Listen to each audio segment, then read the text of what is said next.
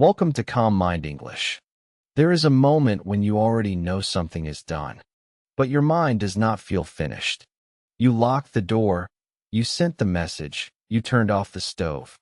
But a small doubt follows you like a quiet shadow. It does not shout. It simply asks you to check one more time. At first, checking can feel responsible. It feels careful. It feels like the kind of thing a good person does when they do not want to make mistakes.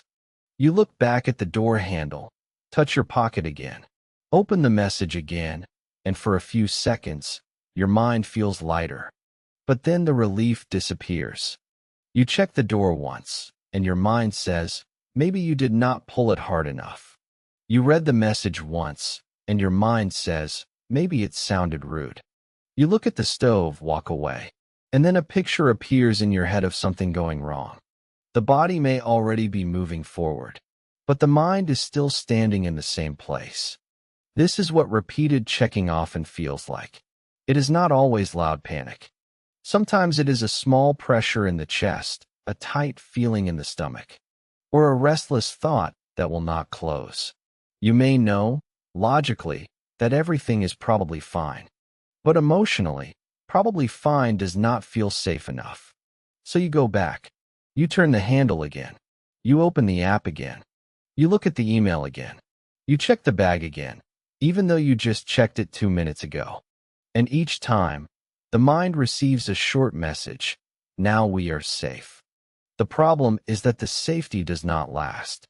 Imagine a person leaving home in the morning. His shoes are on, his keys are in his hand, and his day has already started in his mind. He is thinking about traffic, work, a conversation he needs to have, and whether he has enough time to get coffee. Before stepping away, he locks the door and hears the click. Then he walks down the hallway. After 10 steps, the thought comes, did I really lock it? He stops. He looks back. He tells himself it is locked. He remembers the sound. He even remembers the feeling of the key turning in his hand. But memory does not feel strong enough. The thought stays there, sharp and unfinished. So he walks back and checks. The door is locked. For a brief moment, his body relaxes. He can continue. But as he reaches the elevator, another thought appears. Maybe I checked it, but maybe I only checked if it was closed. Maybe it was not fully locked. Maybe I was distracted. Now he feels irritated with himself. He knows this is too much. He knows he is losing time. But knowing does not remove the feeling. The urge to check is not coming from intelligence. It is coming from anxiety, trying to protect him from uncertainty. This is why telling yourself, just stop checking, often does not work. The checking is not only a behavior. It is a small ritual that promises emotional certainty. It says, if you do this one more time, you will not have to feel doubt. But the mind that depends on checking becomes less confident over time. Each extra check teaches the brain that the first check was not enough. It teaches the mind that memory cannot be trusted. It teaches the body that discomfort is dangerous and must be removed right away. So the next time doubt appears, the mind asks for another check even faster. The same pattern can happen with messages. You write a simple reply. Maybe it is to your boss, a friend, a teacher, a client, or someone you care about. You read it before sending. You fix one word. You read it again. It looks fine. You send it. Then your mind starts working. Was that too cold? Did I sound angry? Did I forget something important? What if they misunderstand me? You open the message again. You read it slowly. It still looks fine. But now you are not only reading the message. You are reading their possible reaction. You are imagining their face. You are hearing a tone that may not be there. You are trying to control an outcome that has already left your hands. This kind of checking can look small from the outside. Nobody may notice it. A person can look calm while reading the same sentence 6 times. A person can smile at work while secretly replaying one small mistake from the morning. A person can live a normal life and still feel trapped by tiny loops of doubt. That is why repeated checking should not be treated as simple sensitivity. It often comes from a mind that is trying very hard to prevent regret. Somewhere inside, there is a belief that if you check enough, you can avoid the bad feeling of being wrong, careless, rejected, blamed, or unprepared. Checking becomes a shield, but it is a shield that gets heavier the more you carry it. At first, it seems to protect you from mistakes. Later, it starts stealing your attention from ordinary life. You may leave home, but part of you is still at the door. You may finish a task, but part of you is still inside the task. You may have a peaceful evening, but your mind keeps opening old moments and looking for something you missed. This is exhausting, because the brain is not designed to keep every small action open forever. A healthy mind needs closure. It needs to say, I did what I could, and now I move on. But anxious checking keeps the file open. It keeps asking for one more proof. And proof is never complete enough when fear is asking the question. There is also a quiet shame that can come with this habit. You may feel embarrassed that you checked again. You may hide it from other people. You may laugh and say, I am just careful, but inside you feel frustrated. You want to trust yourself, but your mind keeps making you repeat things. This shame can make the pattern stronger. When you judge yourself harshly, your body feels more stressed. When your body feels more stressed, your mind searches for control. And one of the fastest ways to feel control is to check. So the first step is not to attack yourself for checking. The first step is to see what the habit is trying to do. It is trying to give you certainty. It is trying to lower tension. It is trying to protect you from a future feeling that seems too uncomfortable to face. But the habit does not understand the cost. It does not see the minutes lost at the door. It does not see the mental energy spent rereading messages. It does not see how your trust in yourself slowly becomes weaker. It only sees the immediate fear and the immediate relief. This is why the loop can continue for a long time. Doubt appears. Anxiety rises. You check. Relief comes. Relief fades. Doubt returns. The loop looks like a solution, but it is actually training the mind to ask for more certainty each time. And the strange part is this. The more you try to feel completely certain, the less certain you often feel. Because life rarely gives perfect certainty. Doors can be checked, messages can be reread, plans can be reviewed. But the mind can always create one more question. Maybe I missed something. Maybe I remembered wrong. Maybe this time is different. When your mind speaks this way, it can feel like you must answer every question before you are allowed to move on. But many questions created by anxiety do not need full answers. They need a different response. They need you to recognize that doubt is present without treating doubt as proof of danger. For now, it is enough to notice the daily shape of the habit. You do something ordinary. A doubt appears. Your body feels uncomfortable. You check to make the discomfort go away. The action may be small, but the pattern is powerful. Seeing the pattern clearly matters because it helps you separate yourself from the urge. You are not strange because you check. You are not weak because your mind wants certainty. You are dealing with a protective system that has become too sensitive. A door can be locked and still feel unfinished in your mind. A message can be clear and still feel risky. A task can be completed and still leave a trace of doubt behind. The goal is not to become careless. The goal is to stop letting anxiety decide how many times reality must be proven. There is a quieter kind of confidence that does not feel perfect. It does not say, nothing bad can ever happen. It says, I checked once with attention, and I can live with the small uncertainty that remains. That kind of confidence does not arrive all at once. It begins when you notice the first urge to go back and understand what is really happening. You are not only checking a door, a message, or a mistake. You are checking whether you can handle the feeling of not being completely sure. And that is where the real work begins.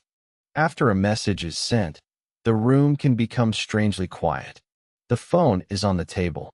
The screen is dark. Nothing is happening, but inside your mind, something is already moving. You start to remember the exact words you wrote. Maybe one sentence sounded too cold. Maybe the punctuation felt strange. Maybe the other person will read your message in the wrong tone. So you open the chat again, even though the message has already been sent. You read it once. Then you read it again. For a few seconds, you feel a little safer. The message is still there. There is no obvious mistake. But then the mind moves to another question. What if the problem is not the words, but how they will be understood? This is where checking becomes more than checking. It is not only about the door, the stove, the email, or the message. It is about the feeling that something uncertain is still open, and your mind wants to close it. Uncertainty can feel small from the outside. Someone else may say, just leave it. It is probably fine. But inside your body, the word probably can feel uncomfortable. Probably means there is still a space where something could go wrong. For an anxious mind, that small space can feel too large. It does not need proof that something is wrong. It only needs the possibility. The mind sees a tiny opening and starts to build a whole scene around it.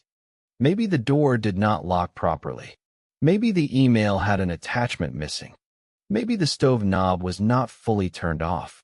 Maybe your boss will think your reply was careless.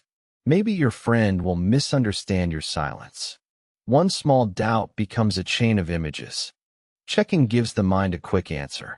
It turns the uncertain into something visible. You can see the lock. You can see the sent message. You can see the empty stove.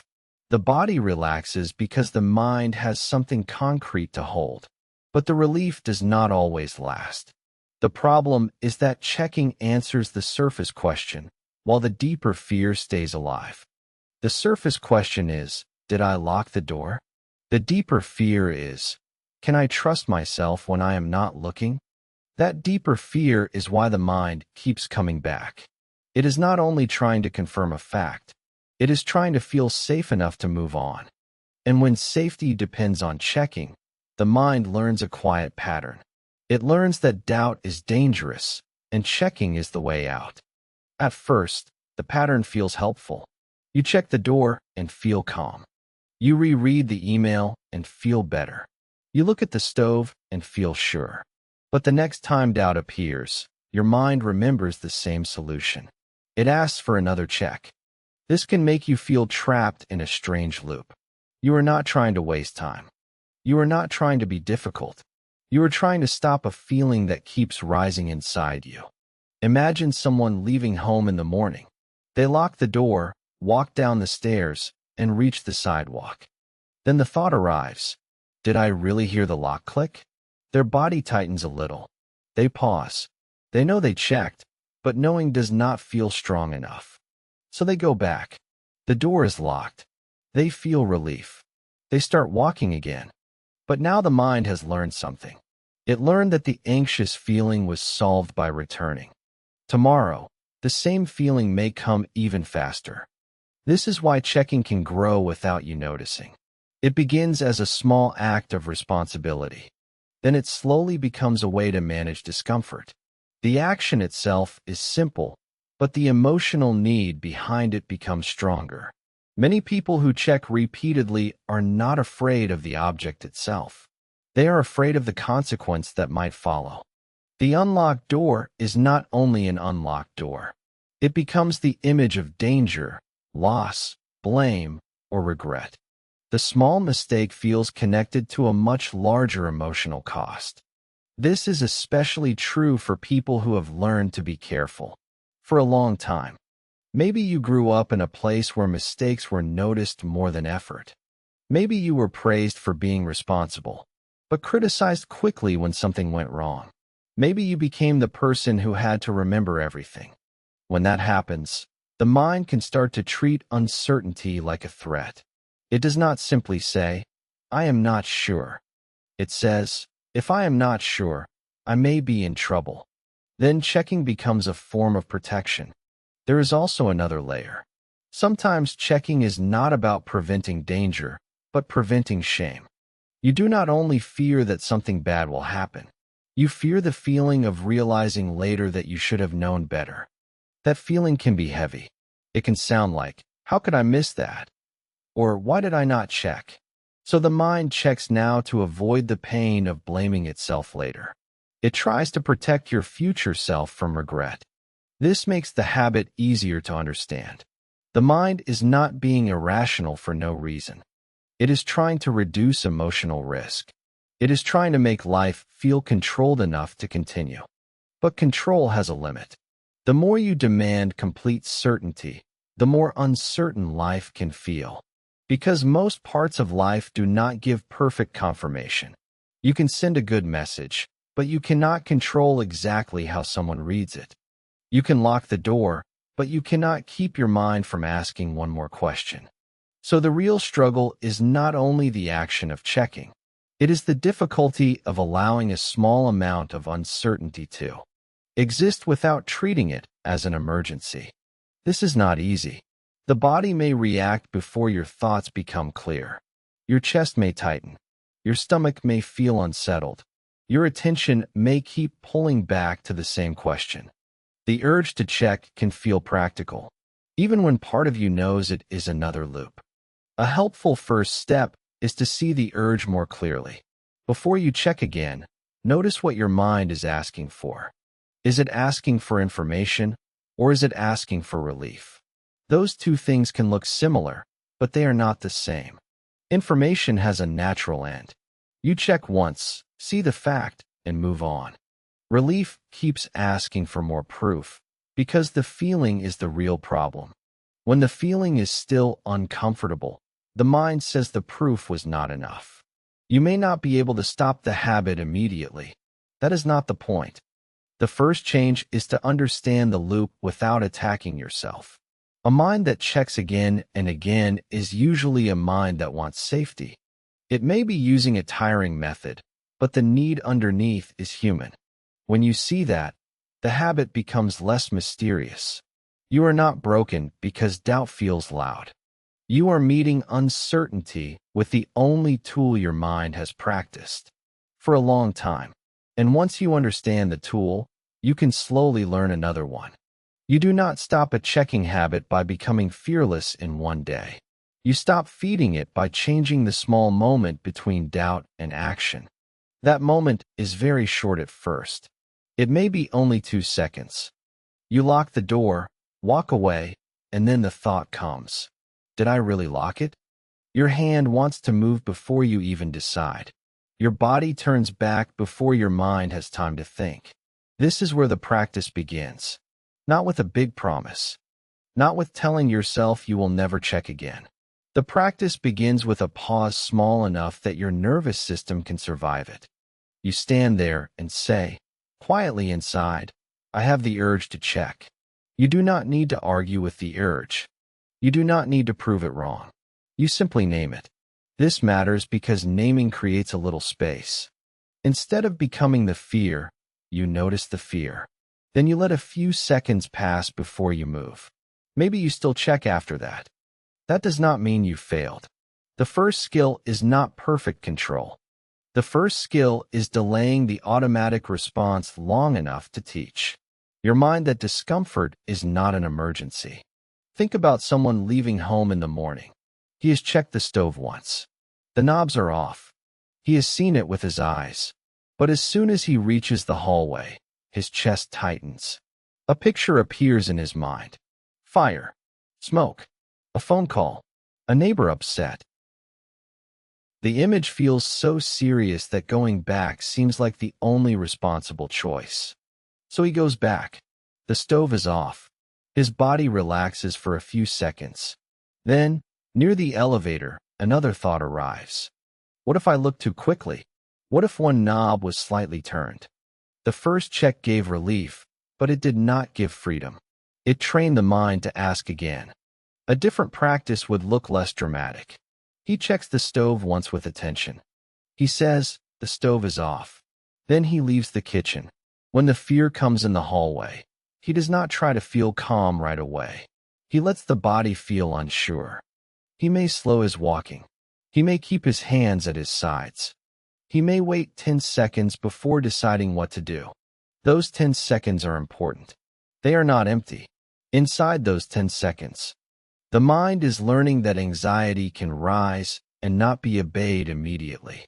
The body is learning that a feeling of danger is not the same as actual danger. This is how trust is rebuilt, not by forcing certainty, but by practicing steadiness while certainty is missing. The same thing can happen with messages. You send a simple reply, then open the chat again. You check the words. You check the tone. You check whether the period sounded cold, whether the sentence was too short, whether the person might misunderstand. Soon you are not reading the message anymore. You are reading your fear through the message. In that moment, the useful question is not, what if they think badly of me? That question has no end. A calmer question is, did I send this with reasonable care? Reasonable care is different from perfect safety. Reasonable care means you looked once, you meant no harm, and you allowed the conversation to continue without controlling every possible reaction. This is difficult because checking often hides behind responsibility. It says, I am only being careful, and sometimes carefulness is good. Locking the door once is useful.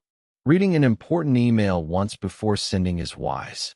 Looking over a form before submitting can prevent real mistakes. The problem begins when care turns into a loop. A loop does not make you more prepared. It makes your nervous system more dependent on reassurance. The more you repeat the check, the less your mind trusts the first check. So the goal is not to become careless. The goal is to become clear. You can create simple rules that reduce the need to negotiate with anxiety every time. For example, when you lock the door, you can look at the lock once and say locked. Then you walk away. When you send a message, you can review it once if it matters. Then send it and close the app. When you turn off the stove, you can place your attention fully on the knobs for a few seconds. Then leave the kitchen. These small rules work because they move the decision from fear to structure. Without structure, anxiety keeps asking for one more check. With structure, you have something steady to return to. I already followed my rule. At first, your mind may not believe the rule. That is normal. It may protest. It may send images, doubts, and uncomfortable feelings. But your job is not to remove every protest. Your job is to respond in a way that does not keep strengthening the loop. You can say, this is uncertainty, and I can carry it for a while. Then you continue with the next small action. Put on your shoes. Walk to the car. Start the work task. Drink water. Do one ordinary thing while the doubt is still present. This part is quiet, but powerful. You are teaching your brain through behavior. You are showing it that life can keep moving even when the mind is not completely satisfied. Over time, the alarm becomes less convincing because it no longer receives the same reward. There may be days when you check more than you wanted to. Do not turn that into another thing to review again and again. A checking habit often grows in people who already judge themselves too quickly. Harsh self-talk adds more pressure, and more pressure creates more checking. Instead, return to the next small opportunity, the next door, the next message, the next moment when the urge rises. You do not need a perfect day to practice. You only need one honest pause. Imagine walking away from the front door. The doubt is there. Your chest feels slightly tight. Your mind offers the old invitation. Go back. Check once more. Make sure. But this time, you keep walking for 10 seconds. Then 20. You let the hallway be uncomfortable. You let your body learn that nothing terrible happens when doubt is allowed to pass through. This is how a quieter kind of confidence grows. It does not feel loud. It does not feel like sudden courage. It feels like leaving the door once, walking into the day, and letting your mind slowly discover that safety does not always need to be repeated. One small action is enough for today. Check once with attention, Then practice walking away.